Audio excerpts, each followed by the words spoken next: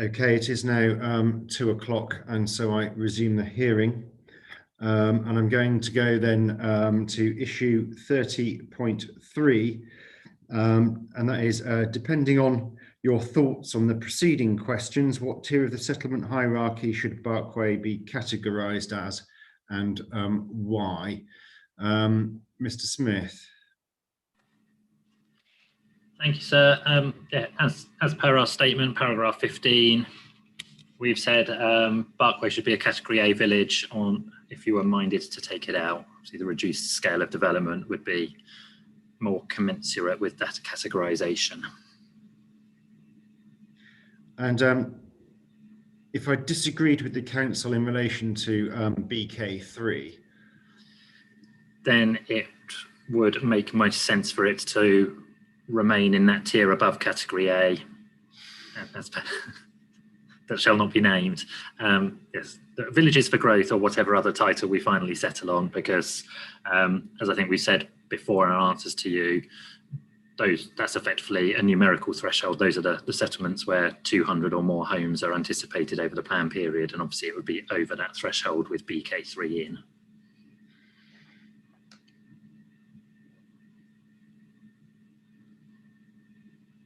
Okay.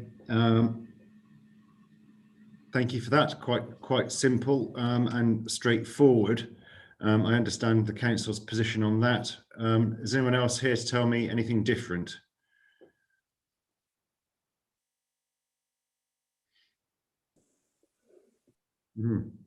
Ms. Vita. Thank you. We've discussed this at great length, and we probably think that Barkway is actually more suitable within category B, not category A. However, if we were to remain in category A as we are now, and not be a village of growth, which we think is inappropriate for the size and the sustainability of the village, without BK3, then that would be an acceptable option for us. We have actually very few services. We don't have a shop. We have a pub. We have some recreational facilities and halls, but that doesn't really compare us with other villages in category A, and certainly not in the Villages for Growth category. So I will leave the decision up to you of whether we stay where we are now. But I just thought I would put forward the parish council's point of view that actually the current facilities that we have probably make us more similar to category B villages. If I conclude, Ms. Vita, that BK3 should be in the plan, should remain in the plan, what about the villages hierarchy category in that situation? If you decide to leave BK3 in the plan, then I still strongly disagree that we are a village for growth. And I think by leaving us in that category, then we are vulnerable to more proposals, inappropriate proposals that would threaten the sustainability of the village even further. So we would continue our objection to being a village for growth. Mr. Aspinall. Well, Mr. Barclay, I think that overall, I don't agree with the delegated authority to put this new category of 5 villages in villages for growth. I think all the category A villages, as you know, I've said before, and I won't reiterate, that there is a wording that could have been added that was taken out right at the beginning of the whole exercise way back in 2018 about adjacent land. So I don't see why suddenly the council have come up with 5 villages for growth. As far as Barkway is concerned, looking at long term, from what I heard this morning, I think that the site should remain within the local plan, and it should be a category A village, bearing in mind my comments have just been made. Now that of course runs counter to or the idea even of the 5 villages for growth runs counter to the whole policy of the local plan, because what they're doing is they are designating green belt land for development, but they're saying that areas beyond the green belt can be built on. And yet at the same time, in a normal category A, they're saying it can't be built on. So there's a massive contradiction as to the whole basis of how North Herts is looking at the district as a whole. And so I'll sum up by saying I don't agree with the 5 villages for growth. I don't see any argument for doing that. There should be all that have been categorised as a category A villages should remain in category A. And as far as BK3 is concerned, it should remain in the plan.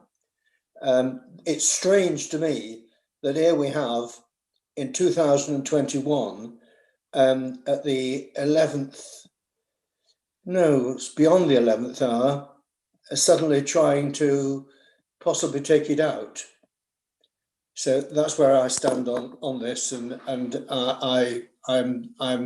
convinced that that is the right way ahead for creating the flexibility that's needed in North Herts to build houses.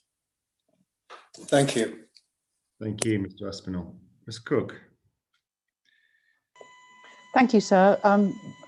We are perhaps understandably less concerned about category A versus villages for growth, and we are not wanting to get involved in the broader considerations that you will bring to bear when you consider this sort of village for growth or whatever title these villages end up with. Insofar as you have an answer from North Herts, we don't disagree with the answers that they gave on the basis of the way you framed those questions, but certainly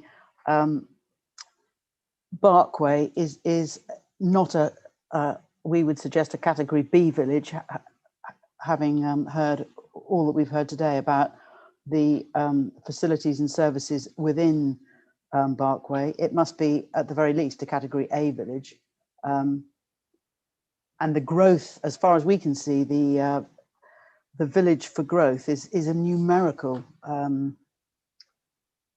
issue rather than anything else. So it does rather follow, depending on where you land with BK3, whether we're a village for growth or we're category A. Thank you. Councillor Dennis. Thank you, sir. I wish to state that I feel Barkway should be moved to a category B. If we talk about services, we have a wet pub, no food. We have 2 garages and a small flower shop stroke coffee bar part-time.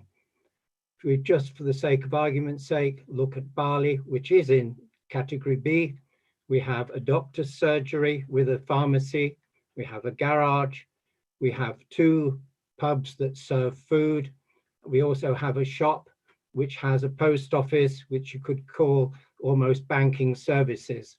And there's no opportunity, and I don't think there's any likelihood of opportunity for similar services to be in Barkway. On the question of as I understand it from there was what is called the 5 village appeal.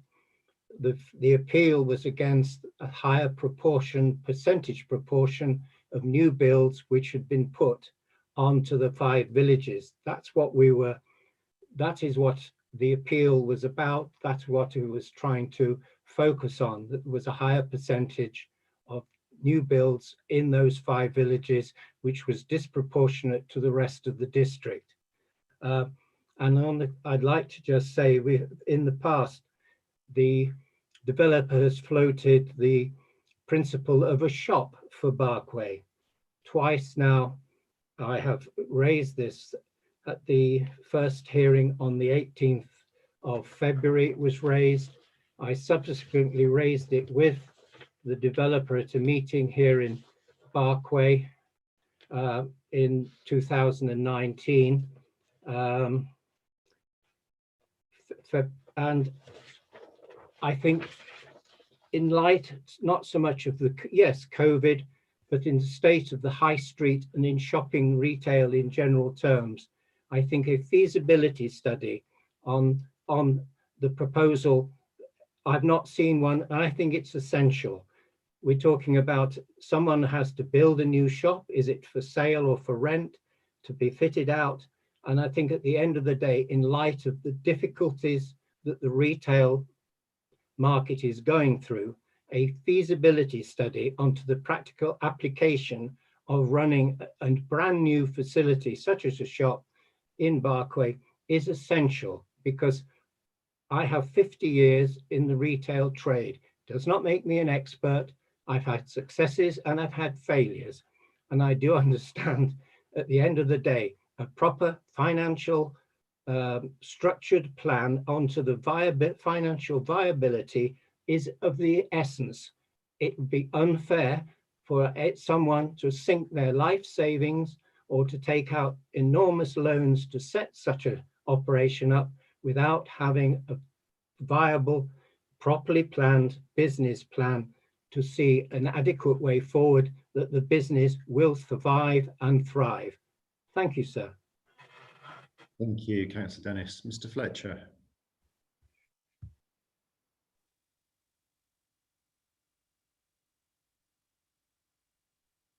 You're muted, Mr. Fletcher, I think.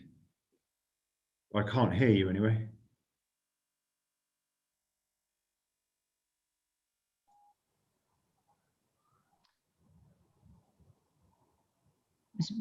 Mr. Fletcher, it may be that you're using the wrong microphone and speaker. If you press the arrow next to the mute button, that will tell you which speaker you're using. And you just need to make sure that if you've got an earphone in, that it's on the speaker for the earphones. I didn't know that you moonlighted as an IT consultant, Ms. Ormsby. Let's see if it's worth your doing that. Mr. Fletcher, can we hear you now? No. I'm afraid not. Right.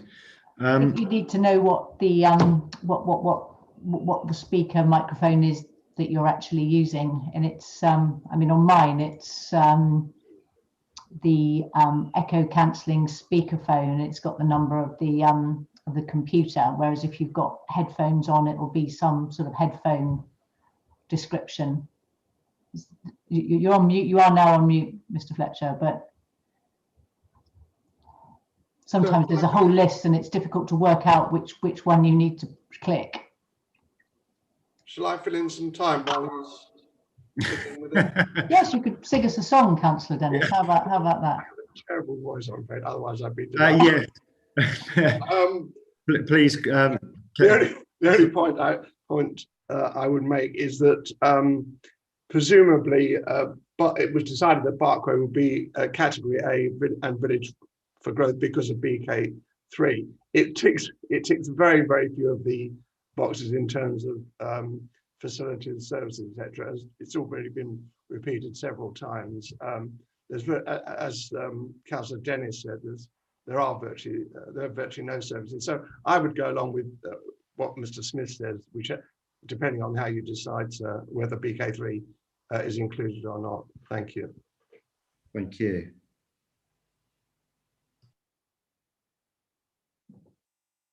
Ms. Cook. Sorry, sir, can I just come in and make what I think the point that Mr. Fletcher was going to make, I think, which is that earlier on, one of the speakers referred to Barley as being a Category B village, whereas in fact, Barley and Barkway, of course, both started off as Category A villages. And then when the Village for Growth was identified, Barkway got pushed up into the Village for Growth. So I think that was the point of correction he wanted to draw to your attention, sir. Thank you.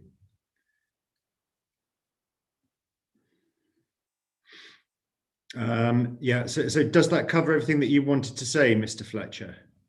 It does. That's well, probably just as well, frankly. Ms. Cook, is that a legacy hand that we have? It is. Okay, Mr. Hawkins. Only to say, Inspector, thank you for allowing me to speak. That obviously we have been against the suggestion of villages for growth for a long time, and primarily because 4 out of the 5 are greenbelt sites within those particular villages. So it just may help to dispel the concept of villages for growth completely and satisfy everybody that's on this call, if that decision ultimately is made. There are lots of villages like Barkway that are seen as villages for growth. So you may go to Codicut and see shops, but you wouldn't see a single shop in Wymondley, for example. So there are lots of disadvantages in various areas, and one could say that bringing more homes might bring greater levels of services. There was a comment made earlier by Mr. Smith that some of the growth villages are better placed for sustainability. You know, the reason why Greenbelt exists around Codicut, around Wymondley, around Ickleford is to stop the very purpose of coalescence, which building within them is only going to make worse. So, and certainly as far as that's concerned, we're much closer to, say, Stevenage and Hitchin than Barkway are to the action, if you like, in terms of developments across the whole of North Hertfordshire.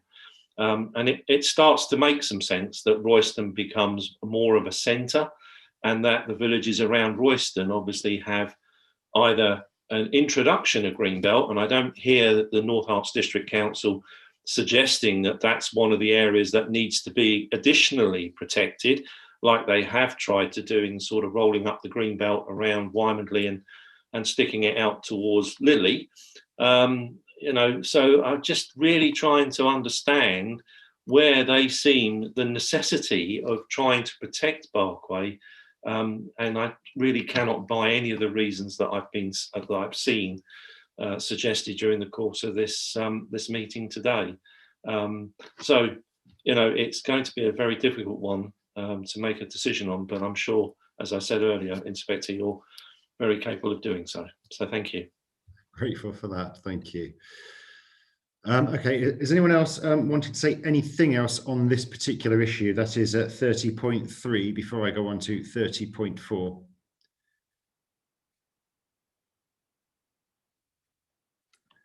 Very good, thank you.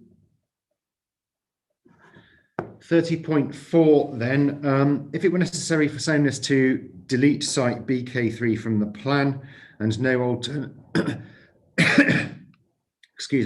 alternative land were proposed to replace it, A, would this affect or undermine the local plan's spatial strategy and the aim of directing new housing development to the most sustainable locations? What I'm going to do is go through the 3 points there, A, B, and C, just briefly with Mr. Smith, and then take all 3 together. So just on question A, first of all, Mr. Smith, would removing BK3 affect or undermine the spatial strategy? No, we don't believe it would. Again, we've set this out obviously in our statements. Significant majority of development would remain directed to the towns, of which Barkway plainly isn't one. As we've said today and in writing, Barkway is one of the smaller villages in the district. As we've said, it's in an area where there's a more dispersed settlement pattern, and it was interesting to hear Mr. Hawkins speak just now, because having spent the morning telling us Wymondley was as remote as Barkway, he's now told us it's closer to the action and should therefore be protected by Greenbelt. But yeah, it's generally a more sustainable less sustainable pattern of development in the east and in the south and the west of the district. And again, has been picked up. The decision to direct a greater level of development to Barkway was a combination of factors around opportunity, around using sites in the rural area to help reinforce our case for going into the Greenbelt. And as we say, that position's now changed. So no, we don't think there's anything inconsistent in there. I was just going to say, sorry, to Mr. Fletcher, if he's still having trouble, the final resolution sometimes to get your microphone back can be to leave the meeting and rejoin. If you're okay with him doing that for a moment, sir, just to duck out and come back in. I know that can sometimes clear its head.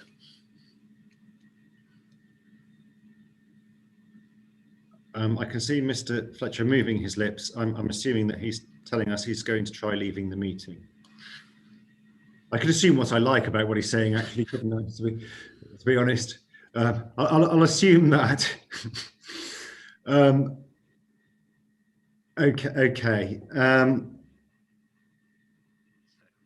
Right. Okay. To Mr. Fletcher, if we give him a few seconds to rejoin, because clearly it's his client's land, so he probably wants to hear what we have to say. Yes, well, all right. I mean, he does have Miss Cook on standby as well, but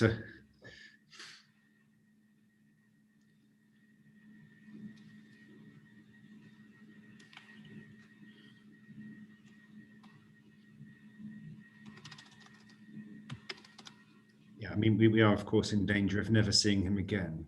Yes.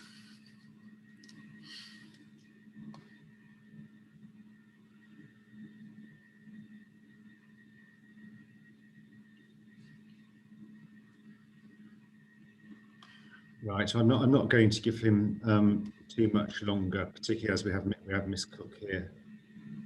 In any event.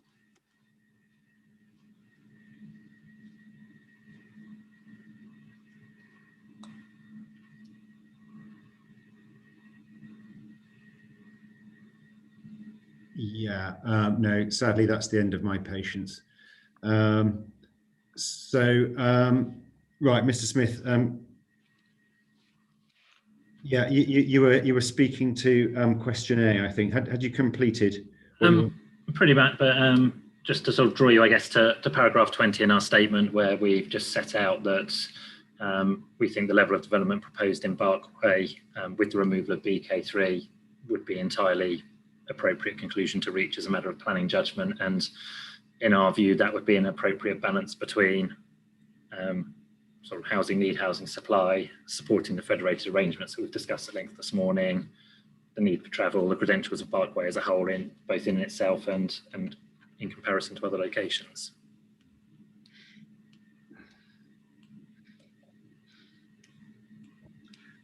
Is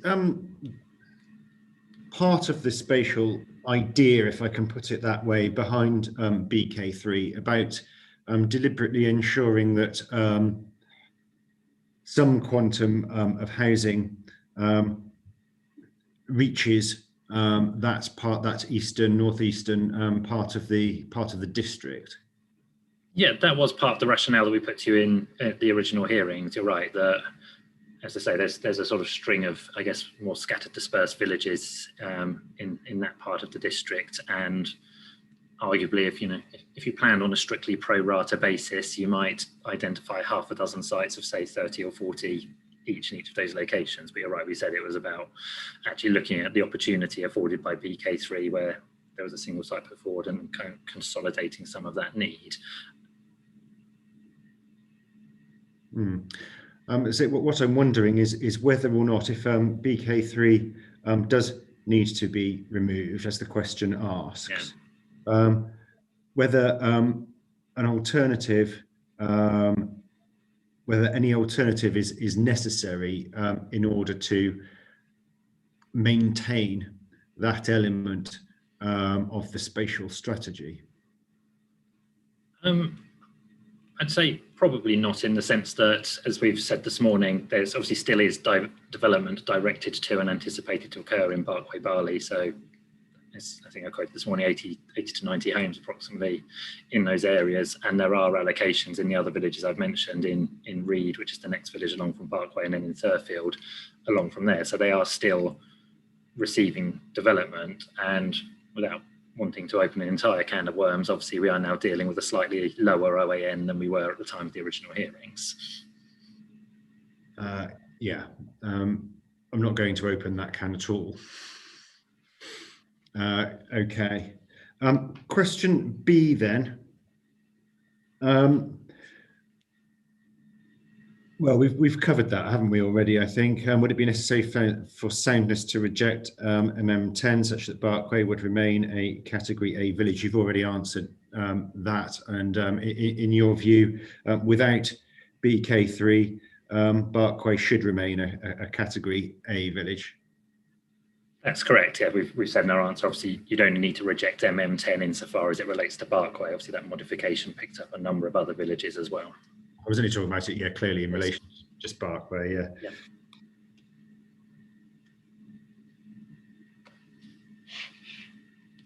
Okay, and on question C then, removing BK3 and not replacing it, would that affect or undermine the demonstration of the exceptional circumstances required to release land from the Greenbelt around other settlements for new housing? Again, no, we consider it wouldn't. Again, as per our statement, largely, and in ED 210, which is the note we put out first, we don't think it does impact on these wider issues of principle. And obviously in our Matter 30 statements, we've expanded specifically on the Greenbelt points. As I've just said, obviously you've got to consider each site on its merits, as well as with regards to the wider strategy. You know, whereas previously with first school in the village, we've said this one sort of tips the balance and it should be included. We now say the position is we don't think the harms do outweigh the benefits, and that you shouldn't be sort of putting inappropriately harmful sites in the plan just to sort of save greenbelts or reinforce that argument. And again, I appreciate we've been over the education at great length this morning. Just to direct you to the table in our statement underneath paragraph 24, which makes clear that all of the villages within the Greenbelt where development is proposed do benefit from and will continue to benefit from primary schools. So the full range of primary education, that part of the district's in a two-tier system. So in all those Greenbelt villages, education provision from reception through to year 6 will be provided within those villages on that specific point. Okay. I think what I might do, actually, Mr. Smith, is also get you to answer the final 2 questions as well, 30.5 and 30.6, because I think it's just so closely linked to what we're talking about.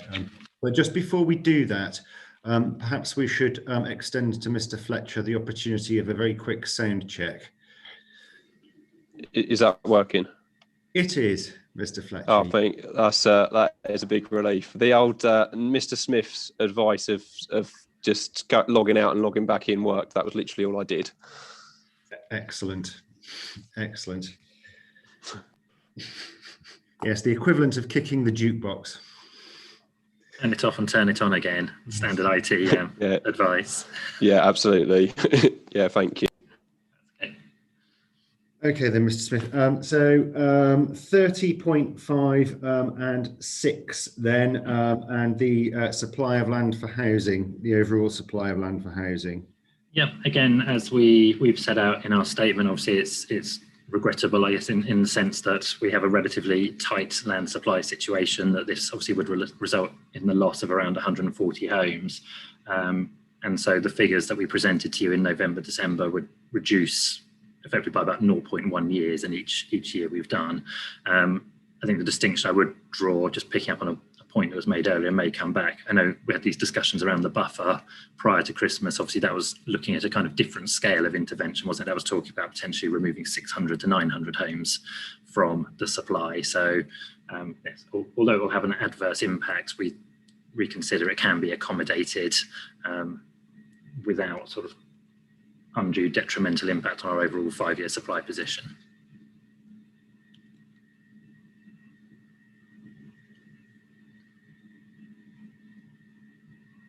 So in short then, in terms of the overall supply of land for housing and indeed the 5-year housing land supply, the council says that it wouldn't be necessary to allocate alternative land.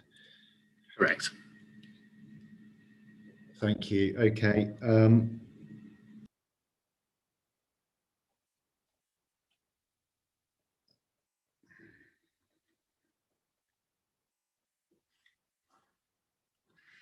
What I'm going to do now then is take points, and this is basically in relation to all of the questions remaining. So that's 30.3 all the way through to 30.6. And I'll go to Mr. Hawkins first. Thank you. I'm just coming back on the point about being in the thick of it and the purpose of Greenbelt, Mr. Smith. It is there to stop coalescence. And being in the thick of it doesn't make its importance any less, less important. So anyway, just make my point. I'm quite amazed that the North Herts District Council are sitting here developing 85% of their developments within the Greenbelt. Yes, you've heard it all before, Mr. Smith. And not recognising that removing BK3 from the plan without removing the rest of the growth villages does not affect your exceptional circumstances. That's not what we're being told. That's not what we're being advised. You are actually creating a precedence of taking a specific version of, description, villages for growth, and you're taking one and giving it an unfair level of treatment. And not considering the protection afforded to the other villages for growth that are sitting within the Greenbelt protected areas. Yes, I realise you have the opportunity via a local plan to argue for that to be removed, but likewise, we the people have the same right to argue for it to be left as it is. And that's what we've tried to do in terms of trying to reason with you for the last 5 or 6 years.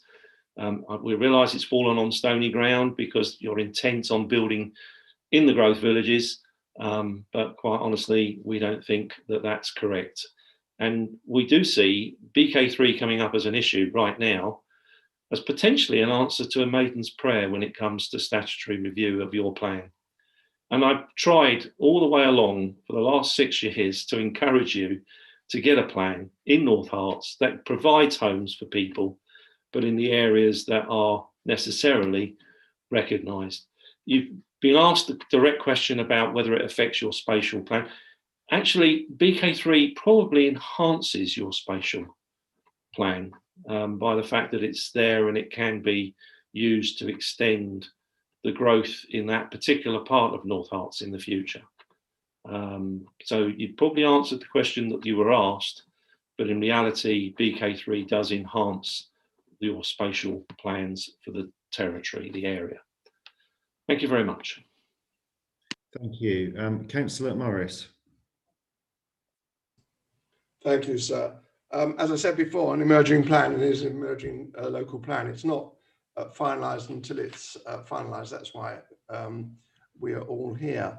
Moving on to 30.4.A, the aim of directing new housing development to the most sustainable locations.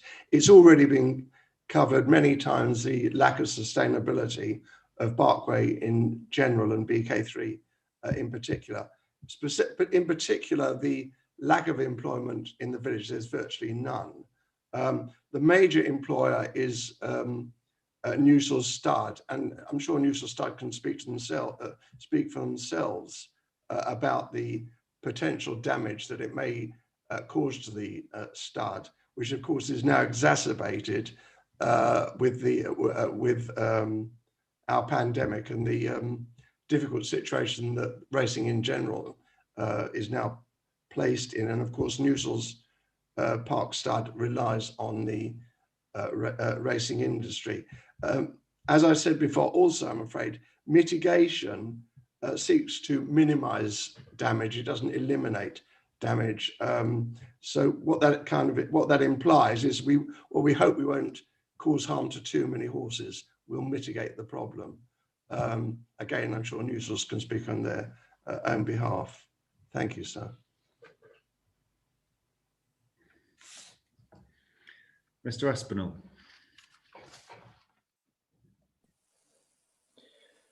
Well, I'll try and answer each question. Based on the preceding questions, you've already got my answer. I think that the Villages for Growth should be scrapped. It's not consistent to take one out, having one been in. I understand the problems that the stud farm have, and that's very interesting that has such an impact from what the councillor has just said and what the stud farm representative said too. So I think Barkway should be put into category A because the growth villages should be scrapped. Going on to the next question,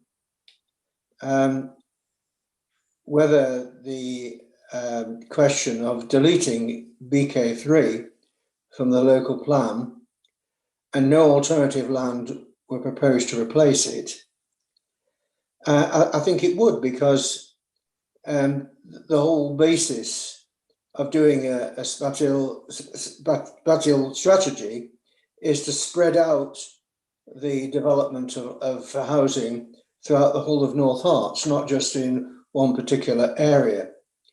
And as I mentioned earlier on, these 140 houses would produce for the whole of the district and the Hertfordshire County Council about £2.15 million, of which £500,000 would go back to the village. And no village can stay stagnant forever and ever and ever. It has to move on in this age and age. You cannot just say, well, we've got a lovely village and we're not going to change it, and eventually it will die. So I think that BK3 should remain within the local plan. On B, would it be necessary for soundness to reject? Well, I've already answered that question. It should be a category A village. It should have the opportunity of benefiting from Section 106 money. If the residents were told about that, they may have a different attitude towards the whole process. And as far as C is concerned, would it affect or undermine the demonstration of the exceptional circumstances required to release land from the green belt? Well, to be quite honest with you, the answer given by Mr. Smith was a guess, because he's not done a HELA. And until he does a HELA, he can't answer that question. If he did a HELA, he would be able to identify what land was available now, not taking the SLAR as the example, which was done in 2016 with a bit of a panic and shambles, but doing that based on the 2014 HELA, he would then be able to answer that question quite indicatively. He hasn't done that, he's guessed. Are we taking the supply of land for housing, or is that the next question? No, I'm taking that all together. So okay. Yeah. So what bearing, if any, does this have on the supply of land for housing? Well, I think it has a bearing on land for housing, because this is going to set a precedent,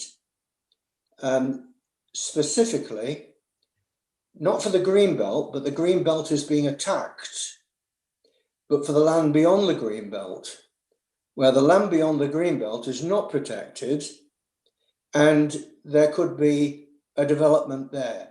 If it was right to put this into the local plan, the draft local plan, when it was put in, I don't see any reason for it to be taken out.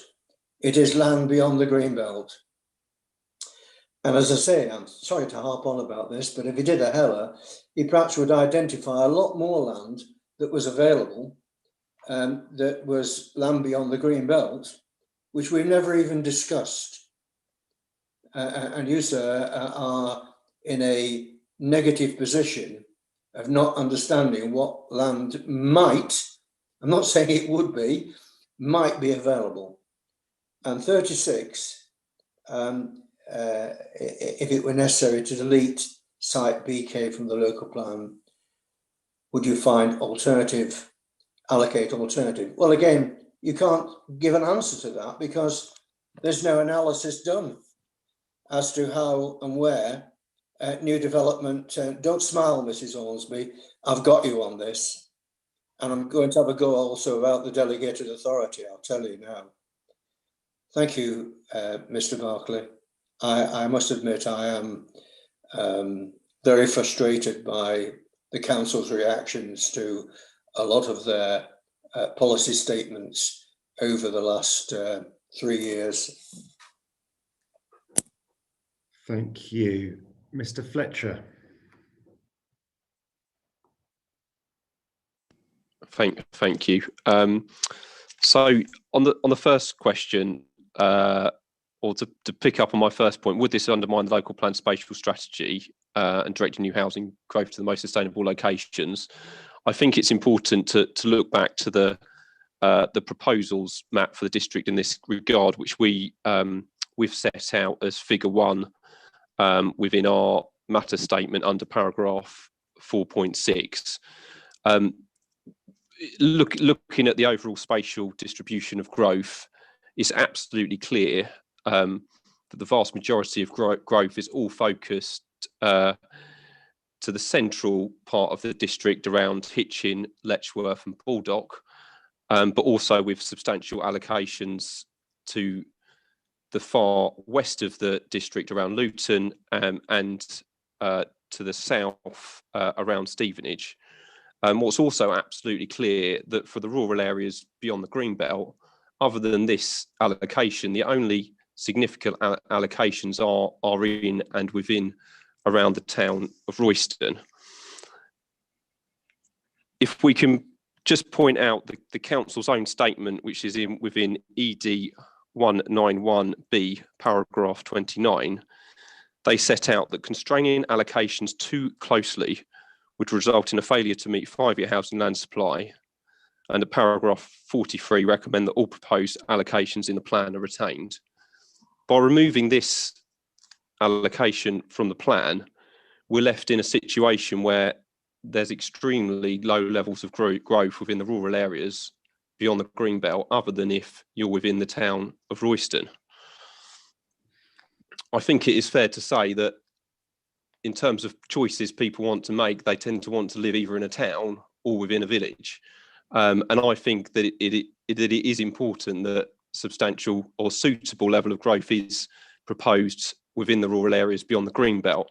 Apologies, because I think I half missed Mr. Smith's sort of dialogue at the beginning, and just really to pick up from the hearing sessions a couple of years ago, where I think Mr. Smith set out himself that they were looking at options in terms of did they distribute, say, 30 to 40 dwellings to Barkway, Barley, Reed, and some of the other villages, or did they seek to focus growth in one village? And they went down the spatial strategy of obviously focusing growth within Barkway, which to my mind is a sound approach and does reflect para 55 of the MPPF, which talks about villages supporting each other in terms of growth. And then the second point I just wanted to make, just really in relation to 5-year housing land supply, this site is a site that's been subject to an outline planning application that's had no objection from any statutory consultees.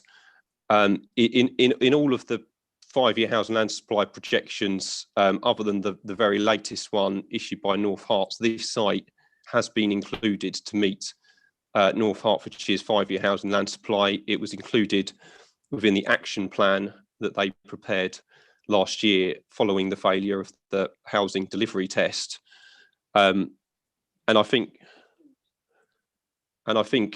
it sort of goes without saying that their position in terms of 5-year housing land supply, which they estimate at 2.2 years currently, but relies on the delivery of some large strategic sites to come forward within 5 years, which to my mind is doubtful, along with the very acute housing need in the short term of the plan. We've got a site here, which is the 4th largest non-greenbelt allocation, which could make a significant contribution towards that in the short term.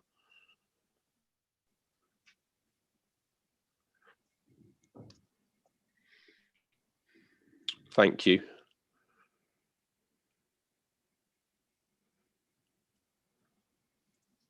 Okay, thank you for that, Mr. Fletcher. Ms. Cottier. Thank you.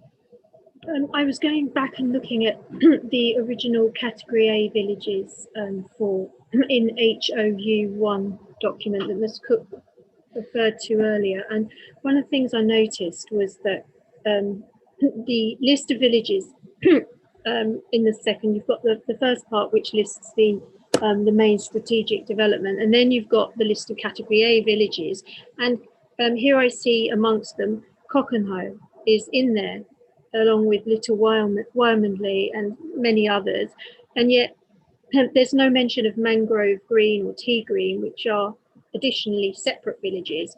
So there seems to be confusion because that village is got to be treated the same as the Barkway situation. And earlier on, there was a discussion over how few facilities Barkway has. And as I was listening to the description of the facilities in Barkway, I realised they are at a considerable advantage compared to Cockenhoe, Mangrove Green and Tea Green. All they have is a pub, and that's it. They don't even have a shop or a post office. And yet we're supposed to be taking 2,100 houses. It just seems completely insane. But anyhow, the other point that Nigel Smith made was that we have a relatively tight land supply situation, and that's absolutely incorrect. You don't, as others have pointed out, know that for sure because you've never done a proper registry, an inventory of all the land you have available in the district and those other sites outside of it. And unfortunately, recently it's been brought to my attention, and I've put this in a matter statement that was not for this hearing, actually, but I may have mentioned it, but there's actually a very serious safeguarding issue connected to having no inventory or HELAR, as it's a registry of land that could be developed if necessary, but basically it's an inventory of land. And I've only just realised this recently at how serious this can be, not having this. I knew in terms of planning its seriousness, but I didn't realise the relationship to security that not having this has. And I'm going to go into more depth on this tomorrow because it's more appropriately placed, I feel. However, I need to bring it up today because the HELA's been brought up several times, and it also relates to this idea that we have a tight land supply situation. Now, there's a lot of land parcels as well as properties that are in Luton, Central Beds, and some in North Hertfordshire, although albeit fewer in North Hertfordshire, that are registered as offshore land parcels. And although there are often legitimate reasons why land banking and developers may purchase land and then register it offshore, because there's various tax loopholes and other things like that, that they're not tax evasion, which is illegal, of course, but tax avoidance, which is not illegal, but they do it for various reasons. There's a whole issue around how land sites and properties can be used to clean money. And there's a whole process that that goes on that is attached to this. So I want to put this out there because this relates to the council's role, they are the police and the security services will not have the degree of detailed information about land sites that the council will have. So from the point of view of security, if there is a large amount of money passing through various investment syndicates connected to land parcels and properties, the only place that the security services may be able to access some information as to the ownership of these repeatedly sold addresses for amounts of money that are far in excess of their true value, as there's one particular case that I've pointed out in my document. That one was my matters document in ED 2268 on page ED 2268A on page 34. There's a particular address. It's in Dunstable Road, and it was sold 6 times for £20.5 million per time. Now, I'm not saying that there isn't something legitimate that has caused this to happen. However, we cannot presume that to be so. If there had been, and there isn't in Luton, a HELAR, this would have been picked up. And there are many other examples, and these I have found examples in Luton for just 1 year, and I will find, and if I wanted to, I could go and start looking at central beds, and I could look at North Hertfordshire as well, and possibly find similar. I don't know, I haven't looked yet, but this may possibly be the case. I don't know yet, can't say either way. But that would be something that that needs to be safeguarded at this point, because there's no explanation that I can think of why a small terrace house would be sold 6 times for a total of ultimately more than £122 million. So we've really got an issue here regarding the role that not only the HELAR plays in planning, but also in safeguarding and security. Okay. I've heard the points about the HELAR. What I need you to do though is to focus on the questions that I've put today about BK3 and Barkway, and where Barkway should be in your view in relation to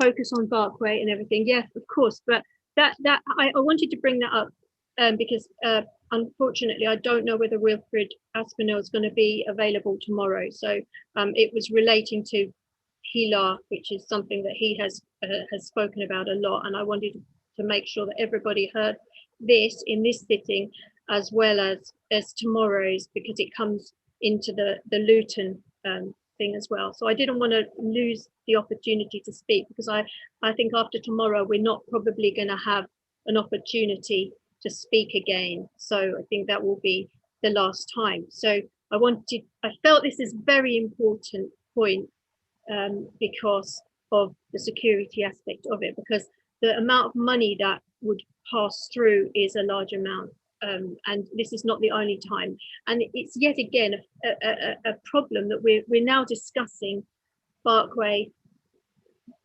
and the claim that there is a relatively tight land supply, and we've offered as a group of people to assist building a land registry, because we find it so, we could have already done the land registry and had it as a useful thing for the 5-year land supply.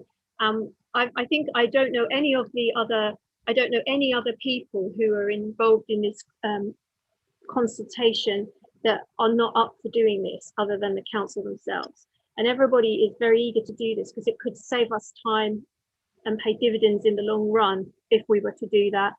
And I brought this up the last few hearing sessions as well, but we thought it would be so useful to have an ongoing developers register where you could look at a site and see where it was, if it had any past planning applications on it and everything like that. This notion that land supply is tight, thus you know, we can't replace it easily.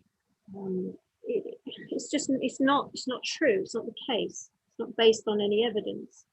So that's I suppose one thing that I want to say. So what bearing does this have on supply of land for housing? Well, the point was brought up about the stud farm and you know, the view, looking out over the view. Now I can sympathise that if you're running a business and it's hit on hard times in this COVID era, that you don't really want to do anything that's going to damage your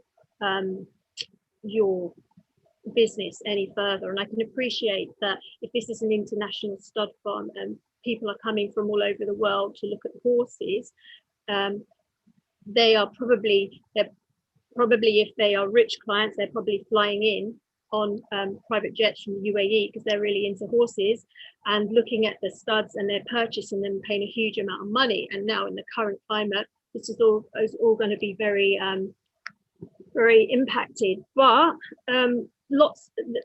I can understand when you're traveling through a beautiful English village and you've arrived from overseas, it's got an idyllic quality, and then all of a sudden you're hit with a load of modern builds, social housing. It's going to ruin the atmosphere a little bit. So perhaps that's part of the reason they don't want to look out from the view onto that.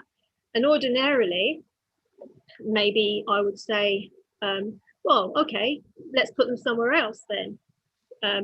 But because we don't have so many options, because nobody's done a land registry, that's not so easy to do. You can't do that degree of detailed bespoke alteration, but you could do that kind of bespoke alteration if you had a land registry, because you could just look and say, well, where else could we do it? Where else? And the other problem, of course, is we've done this to death, but we have overinflated numbers, is the opinion of most of the people, not some of the people, and that is forcing us to always hit those targets rather than reduce them, and it not to be such a big deal. So the whole thing is a little bit inflexible. Final, if it weren't necessary for soundness to delete the local plan, would it be necessary for soundness to allocate alternative housing for Berkeley elsewhere? Well, again, it comes back to the same thing. Where elsewhere? Well, if you had the land registry, you'd look and you'd find somewhere. Because you don't have that, it's a problem. But if you had that, it wouldn't be a problem. So it's sort of like a self-defeating prophecy. They've dug themselves in a hole, really, because they haven't been investigative enough to make sure they've got a big bag of land. And they have so many sites they haven't listed or paid attention to that are there and are being ignored. And same in Luton. You know, they've got to get a bit more creative, and we've offered to help build a land registry with them. We've offered. The offer's still on the table. I know everybody I've spoken to is up for it. And that's, in fact, some of them even suggested it to me. And we've all come round after this 3 years back to the same conclusion. If only we had that. And not only would it help with these types of issues, but would also help with their 5-year land supply as well. Because I don't think what I'm hearing is nobody's prepared to take a risk on this idea of solving the problem with a 3-year review idea, because it's already that we've already fallen foul of that with Luton. They were supposed to have done it, put it up for consultation 2019, and we should have looked at it last year, and nothing's happened. And I've even written to them and said, hey, are you doing a review? No, we're not doing one right now. And I'm like, well, I thought the inspectors told you had to, and they're not. And nothing's happened to them. And I'm sure North Herts District Council knows nothing will happen to them if they don't do one either. And we agree to that. And then we'd be stuck with the real albatross of the plan, which we're not prepared to take a risk on. We'd rather get it right the first time. And I think the participants, whilst initially everybody was very anti the local plan, there has been an alteration since that time where we all understand the importance of having a local plan. So we're perhaps more on the same page than we were initially, but there's just this rigid inflexibility and self-imposed lack of options. That's a self-created prison. We've got the land, we can list it, and you'll find all of a sudden there's probably so much land to make these alterations that everybody can be kept happy. But it would take some time, and this idea of, I listened to the wash-up session last time, the last one, and there was some pressure being put on to have all of this wrapped up before the local elections happened. But that's going to like impede any alterations or any extra work that reasonably has to take place.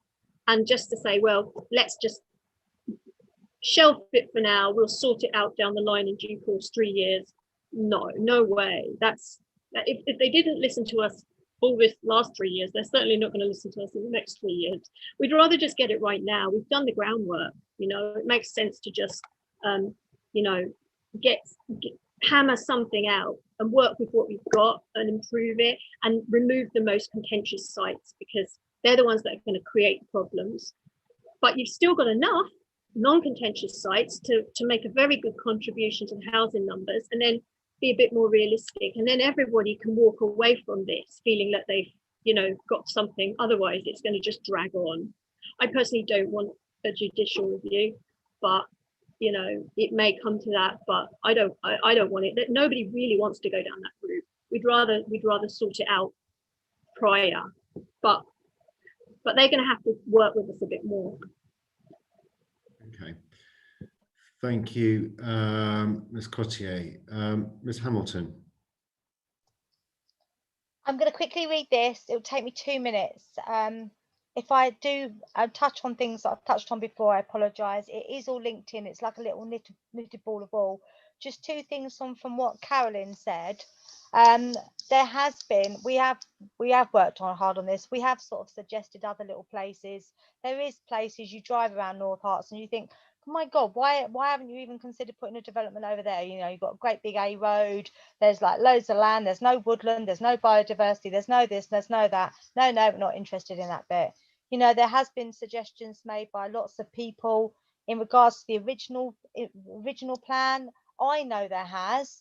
HMBG have recently submitted a report to you, Inspector, and they state in that they originally agreed in partial a site, but what they said was totally ignored, and now they're totally objecting to it. So things have happened, and people have tried to sort of work around things. I'll quickly read this.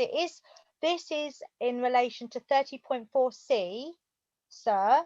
And then I've just got 1 point regarding 30.5, which I think you're also doing, and I've got one word for 30.6. So as you're quite well aware, everyone's well aware, we already felt before this came to light that this plan was literally unsound and unjustified in relation to the exceptional circumstances in the Greenbelt. We have sat, as you well know, sir, in multiple hearings and listened to the reasons why we couldn't have the numbers properly reduced in line with the ONS, because of the new algorithm and the White Housing Paper, which could suggest that in the next period, the housing projections will increase. This, as I put in my hearing statement, this algorithm that was bandied about in one of the last hearings in December or November or one of the days, that algorithm has now been abandoned. It's been thrown out. So, I mean, you probably know that, sir, because you're a planning inspector. So this whole, oh, well, we're going to keep the numbers in, we're going to keep the extra housing in, we're going to keep the higher buffers, because we believe that when we do the review, they're going to actually be like, instead of it going down, down, down, it's now going up, up, up, and we'll just keep it all in. That's not actually the case. The latest data shows that in North Herts, in between last year and 2043, the housing projection is 6,292 houses for the whole of North Hertfordshire. That's not 8,000, 9,000, 10,000, 13,000. So you take that into respect, and you think about the amount on Greenbelt, and you think about the latest government thing regarding, okay, we're going to move away from the south, we're going to go up to the north, we're going to protect these green spaces, we're going to protect the green belt, we've got funds for brownfield sites, we want rejuvenation. When you look at all that, and also what's incorporated into the NPPF. This is why this plan is so unsound in regards to the green belt. Now, if that's not bad enough, to then have one site that's not on greenbelt, then right towards the end, and this has been a long, I've never been involved with something for so long in my life, and I'm 50, and I'm like, oh my God, this has just gone on for years. To remove that, it simply, well, it just seems ludicrous, you know, and it makes you question, so why is this site any different, you know?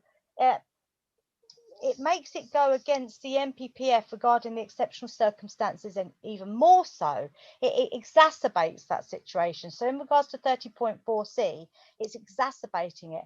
And this isn't just about villages for growth. You know, you've also got a strategic site in there where you can question the sustainability. You can question it. You know, Barkway's got a pub. Woohoo! Great Ashby doesn't have a pub. Great Ashby doesn't have a lot of things. You know, we've got comparisons with lots of sites regarding the travelling. 3 miles to here, 5 miles to there. More pressure on this, less pressure on that. This has got this hasn't got that. It's all a little bit of a mess, to be honest with you. And it does question the point of the fact when the councillors did come back from their EGM and were like, okay, they're really worried about legal costs. And does this mean that, like, if Barkway is now suddenly removed, and North Herts will not be faced with legal costs from the developers for Barkway? I mean, is there a bit of a difference between Barkway and, say, GA2 or, say, EL1 or all of those things? Now, in regards to 30.5, which was the land usey thing, if they were to just say, we're going to go with the latest figures, we've realised the algorithm's gone, we don't need the extra housing, we don't need the higher buffers, we'll remove this, we'll remove that, most controversial sites, we'll reduce the others, donk, donk, donk, donk, donk. Everyone's happy, everyone's appeased, no one's going to have a judicial review. And what we can do to use even less land on the green belt, we can use a bit of this density situation, which has been raised by CPRE. And I've seen some blooming awful density, high density stuff, but I've also seen some rather lovely stuff. Just recently, 4 apartment blocks were built within a town within North Herts, within Stevenage actually, and they're 4-storey and 5-storey high. They're beautiful, absolutely stunning. So yes, add that in. Hamilton, you were going to say it was in Barkway.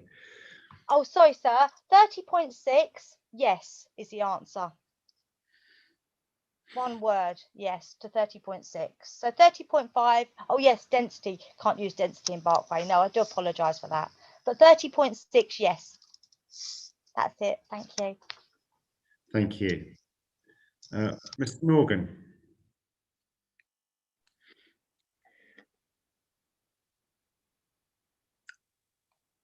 I wanted to bring up an answer to just 30.5. What bearing, if any, does it have on the supply of land for housing?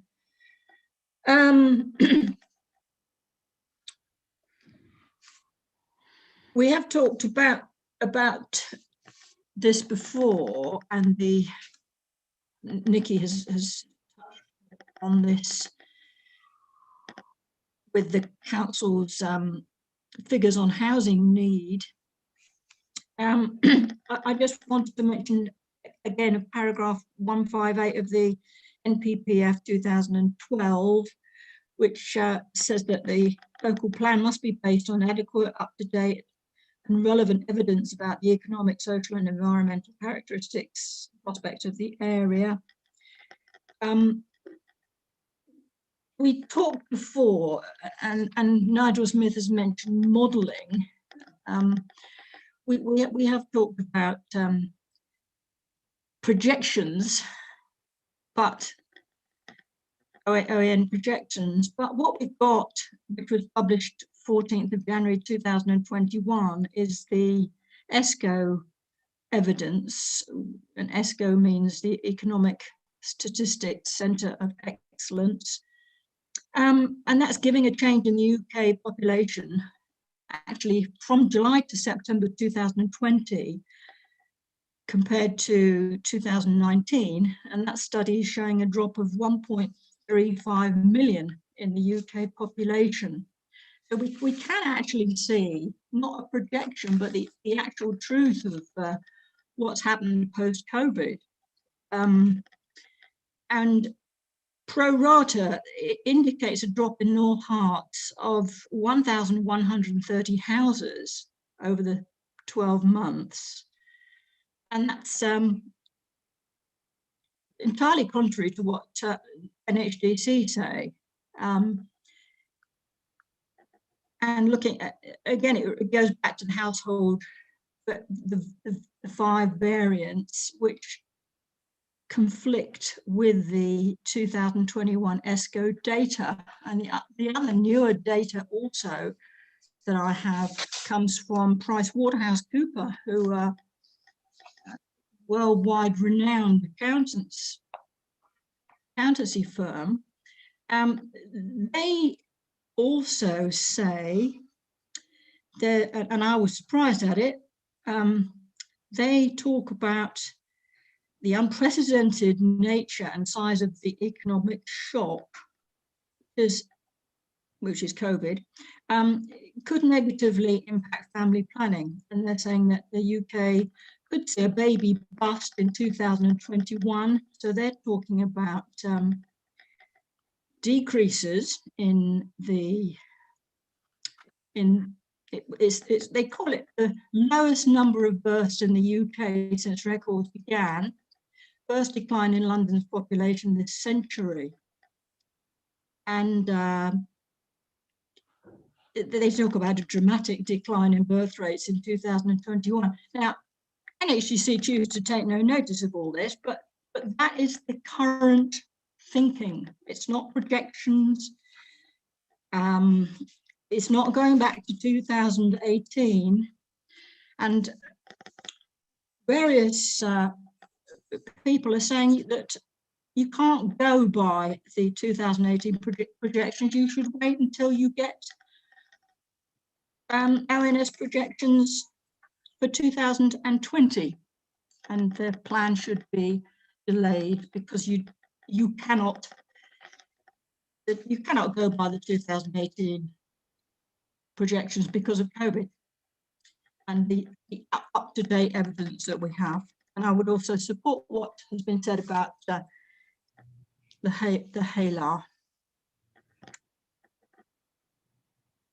Thank you. Mr. Riley. Thank you, sir. Again, I will be relatively brief with my comments, and I want to sort of first start by, excuse me, answering your question that you've posed under 30.4 Part A, which is whether the removal would undermine the local plan spatial strategy. Excuse me, our answer to that is unequivocally no, it would not. And your attention was drawn earlier to the local plan, the key diagram. It's in Mr. Fletcher's hearing statement. I don't know what page it's on, you have to forgive me, but it's just above paragraph 4.7. And if one looks at that diagram, one can see clearly that the main areas for development are in the more sustainable locations. Barkway is not a sustainable location for development. The reasons for that have been set out in a number of our hearing statements, in particular our one that was in relation to matter 26 from last year, for the cancelled hearing session. And so this clearly isn't a sustainable and suitable location, and it doesn't go to the local plan's strategic objective of directing development towards the most sustainable locations, which seek to maintain the existing settlement pattern. So the answer to your question, sir, is no. And the reason it is somewhat cyclical, it comes back round to point ENV1, which is the council's first strategic objectives under its spatial strategy, the spatial strategy of directing the development into locations that are more sustainable. If one then looks at that page, my second point, please, sir, which is page 29 of the submission version local plan, under the first economic objective is Econ 1, which is supporting a vibrant, diverse and competitive local economy. that provides a range of job opportunities, enabling new and existing businesses to grow and thrive. Again, for the reasons that we've set out, development on BK3 would be contrary to that objective. So you could take comfort, sir, from knowing that removal of this site from the plan is actually wholly consistent with the council's overarching spatial strategy, the points in its strategic objectives. I'm not going to respond to the other points. I agree with the points that the council has made, and they're referred to in our hearing statement, but I just wanted to emphasise that point for you, please, sir. Thank you. Ms. Cook. Thank you very much, sir. I wish to draw your attention to the need for choice, and in particular the need for affordable housing. And 140 dwellings at 40% equals 56 affordable housing units. And one of the points about the spatial distribution is that looking at Barkway, and I'm just going to go back to the key diagram just above 4.7 in our matter statement that the last speaker was referencing, because that does clearly illustrate how for the villages in the northeast of North Herts, Barkway is the only village there identified as a growth village, and it really is the only opportunity for people in affordable housing need who wish to live in villages to have any prospect whatsoever of being able to do so in northeast Hertfordshire. If you took the line of the stud,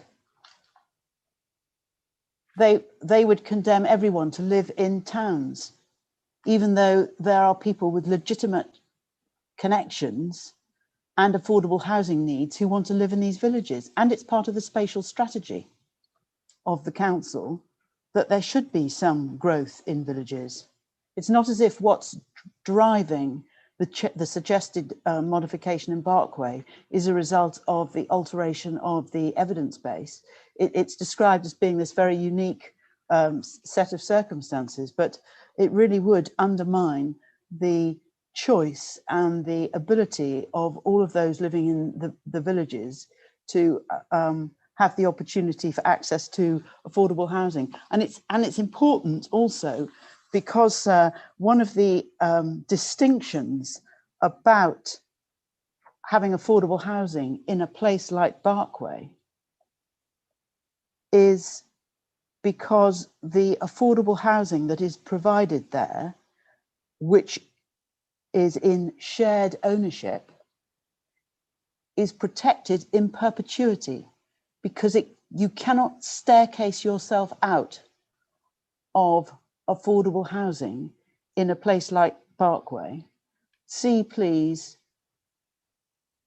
the recent letter from the housing officer on my client's outstanding planning application, which is Appendix 4 to my matter statement, where this point is made, and where also reference is made to a study that was undertaken in Barkway, which established that there is a need for affordable housing in Barkway.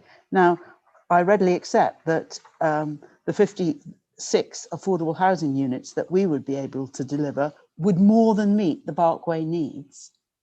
But one has to bear in mind that it's the only opportunity for any sort of substantive affordable housing to come forward in these villages. So it really would make a critical difference if this were lost and no other replacement were found.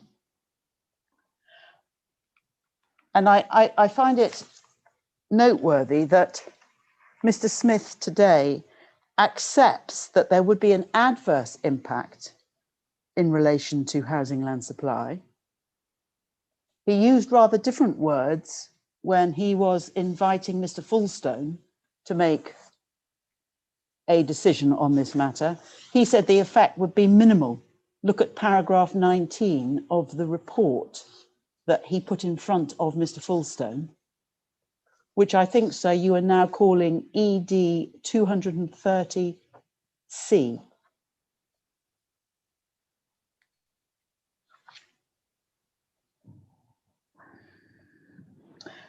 I mean, as you know, sir, you are dealing here with an authority that is driven to this stepped approach, driven to 3 steps, an habitual offender in terms of poor delivery, hence the 20% buffer. The latest 22 housing delivery test shows again the very poor record of North Herts. They're having to rely on Liverpool, thus they are perpetuating the current undersupply. And Barkway, the land at Barkway, plays a key part in the first 5 years of the 5-year period. And it doesn't need significant infrastructure, unlike all these other sites on the edges of these other towns. It really will play a very valuable role to housing land supply and choice. And for that reason, it should be retained, sir. Thank you. Thank you. Ms. Cottier. Yeah, thank you. I wanted to share a little bit of research that I undertook last month, because I think it's beneficial for everyone to hear it, and it gives everybody something, a time frame within which to contextualize all of the different debate that we've had today, along with some others. And sorry, which of my questions is this one on? This is a general overall framework of all of them, in terms of if you were to iron out the issue one way or the other, and the time frame within which people realistically have to do it within. And I'm not sure that everybody understands this, but I took this from a webinar that was delivered by QC Michael Bedford. If you remember, he was speaking on other matters a few weeks ago. And it's their webinars put up by Cornerstone Barristers, and they've done quite a lot of interesting webinars on planning and law. So I've been listening to a few, you know, to brush up. I don't even have any basic skills, so I can hardly say I'm brushing up, to learn for the first time. But there was something that I think is really useful for everybody to know, which he said, and I did a little transcript. It's not very long, it's just a couple of paragraphs, but I really do think that this is useful information, and it does frame all of the questions you're currently asking. Mr. Michael Bedford QC said that the government has affirmed its intention to require all the areas to have plans in place by December 2023. And that deadline was announced in the March 2020 paper, Planning for the Future, the precursor to the promised white paper, and it was reiterated by Secretary of State in yesterday's planning update, 13th of May 2020. So this was a webinar from May last year. So the deadline is referred to as an aspiration, but it might not be benign. So we should assume the deadline is still there. The SOS Secretary of State issued direction to Central Oxfordshire that the plan must be preceded and adopted before then. So I just thought that was useful information from a qualified legal professional, unlike me, who actually has given the date as being. So in the sense of, we don't maybe need to panic, need to get moving, but it's not like there's no time remaining. Oh my God, it's make or break, it's this month or nothing. There is time to build land supply options, whether they'd be useful in this Barkway case or not. I listened to both sides of the argument today, and I can sympathise actually with both sides here, but because I'm not personally invested in this site, I don't really have a preference. I've been sort of listening to both sides, weighing it all up, and you know, ultimately it's not for me to decide anyway, so who cares what I think. But the point about the time frame that we've got to work with is perhaps better than what people imagine. And if we've spent this length of time on it, I don't think a few more months building a land register to give more options, or a better 5-year land supply is neither here nor there really. I think now's the time to do it, because everybody's now focused on this, and there'd be more human power available to do it. I don't know how many staff are in the council.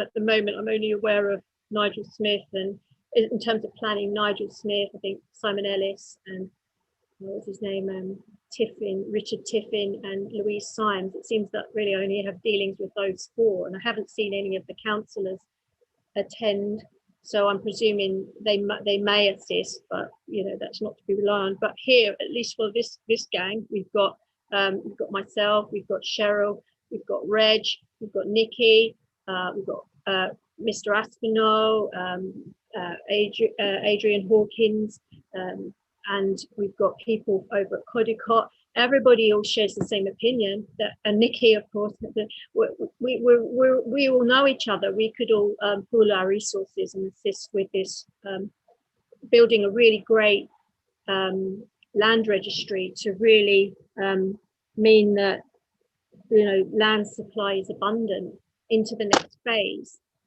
But it would just be a good way of ironing out some of the contentious sites now as well. And actually maybe getting something adopted this year, rather than hitting the obstacle of some type of legal action and then that dragging on into next year. I mean, that's a disaster. Nobody wants to do it, but people will do it if necessary, but they don't really want to. It could be worked out another way. Okay, thank you for that. So I'm going to hear from from Councillor Morris, from Ms. Vita, and then I will go to Mr. Smith before then adjourning for the day. So Councillor Morris. Thank you, sir. 2 speakers have suggested that somehow the distribution of housing should be spread more evenly throughout the district, and that's part of the logic for BK3.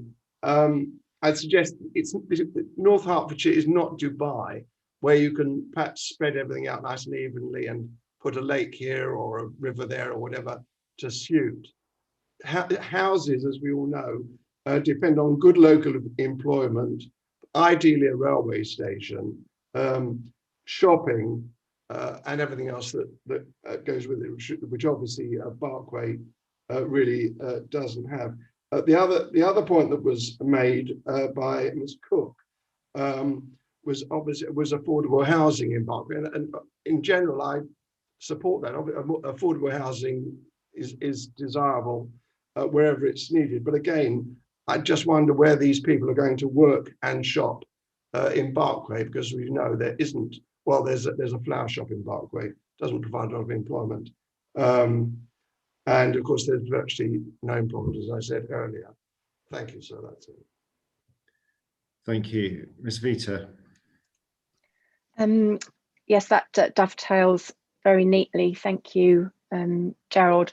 I wanted to come back on the issue of choice that Barkway could provide in terms of affordable housing, because when we were preparing the neighbourhood plan, we went to CDA Hertfordshire, Community Development Action Hertfordshire, who produce housing needs assessments for various sources, and they produced one for us.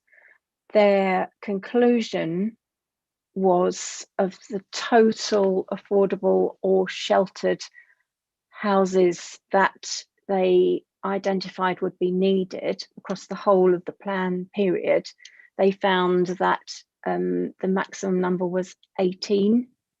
5 of those were sheltered units, only 2 were needed for affordable rent.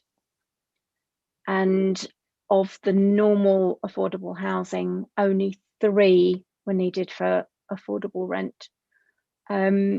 Sorry, when you say the number needed, does that relate to the neighbourhood plan area? It does actually. Sorry. Yes, thank you. It relates to the whole neighbourhood plan area. So that's the whole of Barkway and Nuthampstead as well. And they also looked at the council's housing waiting list at that time. And for the whole of Barkway and Nuthampstead, there were only 7 registrations on the housing need register. So and this is over the whole plan period. So our belief is that BK2 could provide some affordable housing, and that we do not need BK3 in order to create that choice in Barkway.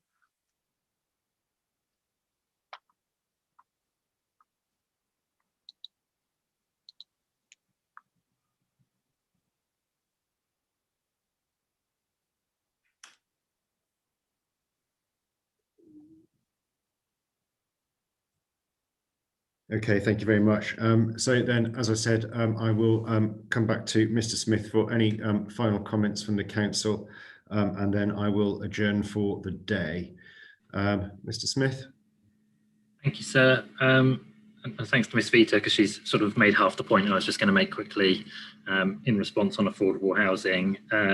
She correctly identifies that yes, BK2 would obviously trigger the need for affordable housing under the emerging policies of the plan, and similarly as would the proposed allocations in Reed and Thurfield. They're both over the threshold. And just to note as well that Thurfield's had a rural exception scheme for affordable housing within the plan period as well. So appreciate BK3, 140 homes at 40%, 56 homes would be a large chunk for affordable housing, but there are other sources and opportunities remaining within the plan without that.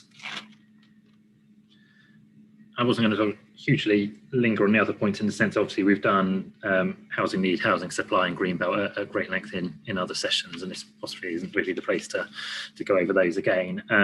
Obviously, we've set out to you the specific reasons why we think BK3 can be considered differently or unique, and what sets it apart compared to other locations in the district. Also that we think you can take the step of removing this site without upsetting the apple cart in terms of wider strategy and Greenbelt considerations, but the council does recognise this is ultimately a matter of planning judgment. There are arguments on both sides, both locally in terms of BK3 Barkway and strategically in terms of the overall strategy and Greenbelt. And ultimately, we've suggested you consider the site for deletion through ED 210, but as set out, we recognise that's a decision you need to make, so having regard to all of the evidence.